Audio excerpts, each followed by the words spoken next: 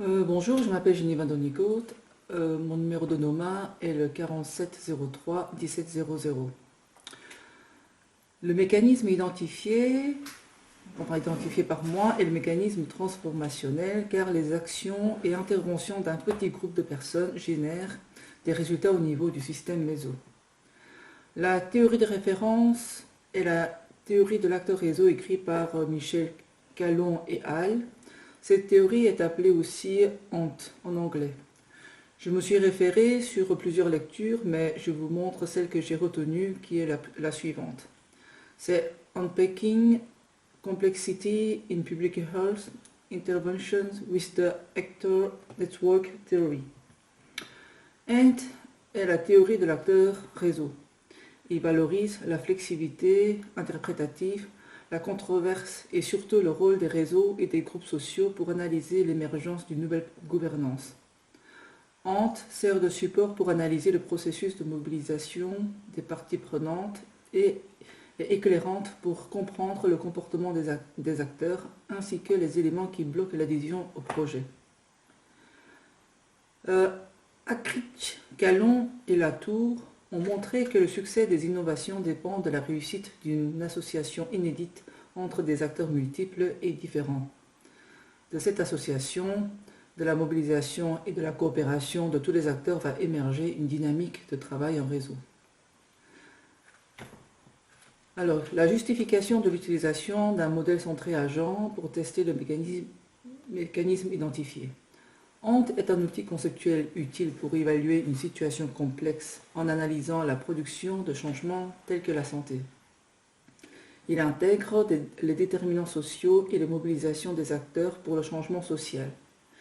Il souligne la conceptualisation des interventions en tant que système axé sur l'appréciation de l'ensemble, souligne les dimensions relationnelles, des interactions et les boucles de rétroaction et les divers composants entre le système et son contexte. La description des diagrammes de classe. La classe principale est agent et les attributs suivants découlent de la revue scientifique citée un peu plus haut.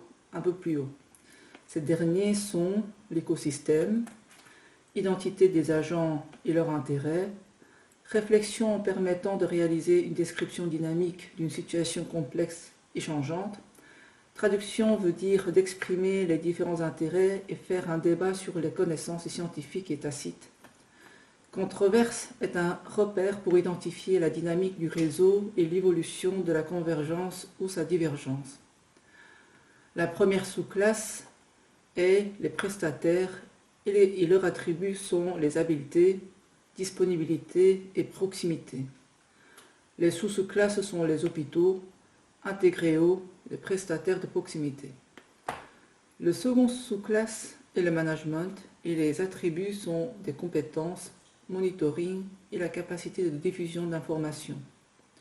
La troisième sous-classe est la communauté et les attributs sont du degré d'autonomie, de solidarité et de dépendance.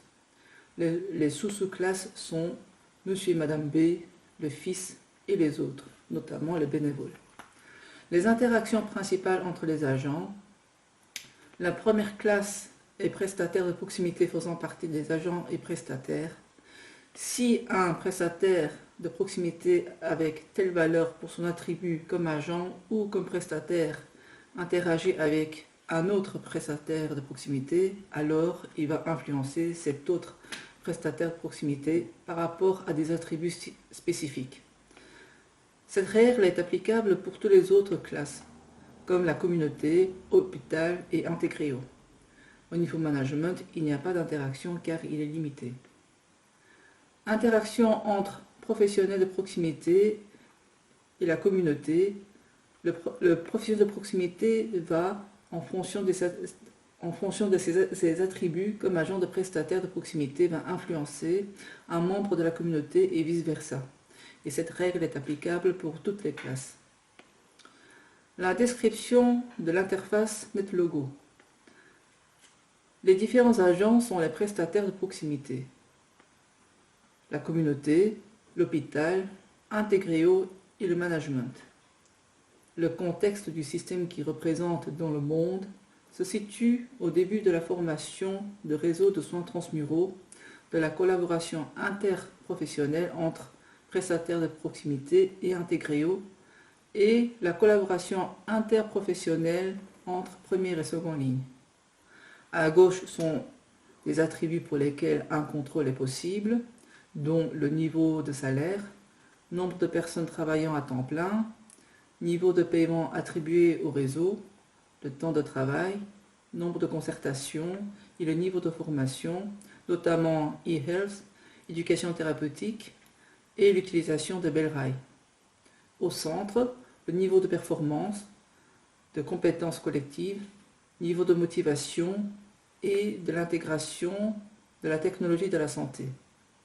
À droite, on peut trouver les variables de sortie de BOTG, qui sont la fréquence d'utilisation de la méthode PDCA, utilisation des services de garde et la fréquence de réhospitalisation. La règle d'interaction entre agents dépend de la valeur initiale qui se trouve à gauche du tableau et des autres attributs se trouvant au centre du tableau qui sont définis au hasard.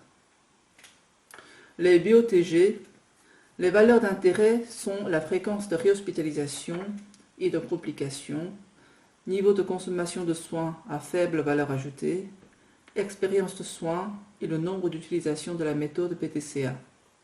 Les variables temps sont les suivants. En premier, c'est la réforme hospitalière suivie de la modification des pratiques professionnelles et in fine, la formation du réseau des soins transmuraux. La fréquence de la réhospitalisation reste élevée jusqu'à la formation d'un réseau de soins transmuraux avec un moment d'incertitude car nous ne sommes pas sûrs que tous les professionnels vont adhérer à travailler en collaboration. Deuxième exemple, concernant l'expérience de santé vécue par les bénéficiaires de soins pourrait être améliorée suite à un travail de collaboration interdisciplinaire.